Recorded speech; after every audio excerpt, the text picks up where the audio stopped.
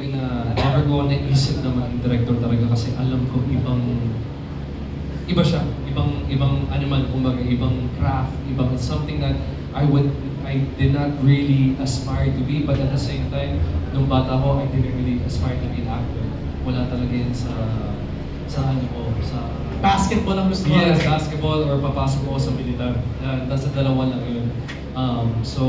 But of course, when an opportunity so good is handed to you, and it was handed to me 19 years naman in my career. So ako naman, wala naman ako film school na attendan, but I'm a very observant person, and I listen to the directors and I see them how they work for the past 19 years.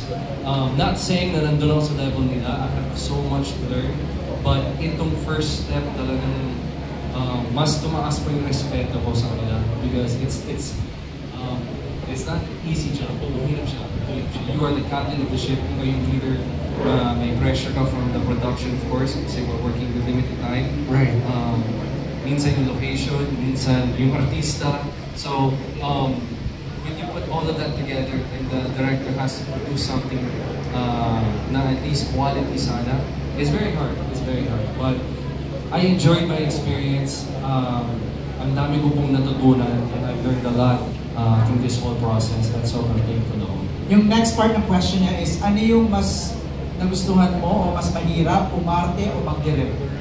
Sabay ko ginawa sa 2 or 3 araw na yun eh. Sabay ko ginawa kaya mahirap talaga.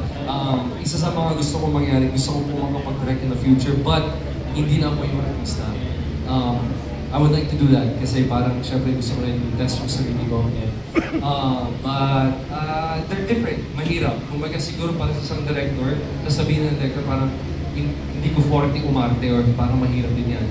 Ganun din kapag yung actor ay papasok sa directing chair. It's hard.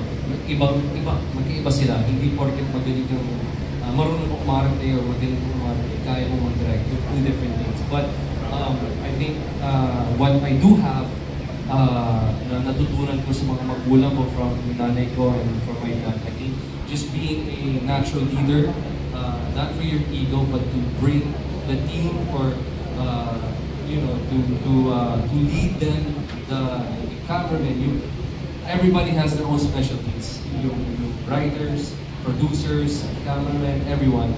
And I think I have a talent bringing that together and making something good. So, yun lang yung tingin ko meron ako. But everything else, I really will follow and parang naman ako sponge, mabilis ako mag-absorb. I love to learn. And yung other question niya, who influenced you now? Who influenced me to direct? Wala naman kasi nga it was really a spur of the moment, parang medyo biglaan. But I do have mentors. Of course, si Direct Roy Bayan has always been a mentor to me. And ang dami ko natulungan with my limited time with FMR. And sabi mo sa ibang cast, there was so much that we learned from him and we keep learning from. So, alam ko sa sarili ko, I can't speak for the others, pero dala-dala ko yan. Kahit hindi ko siya kasama.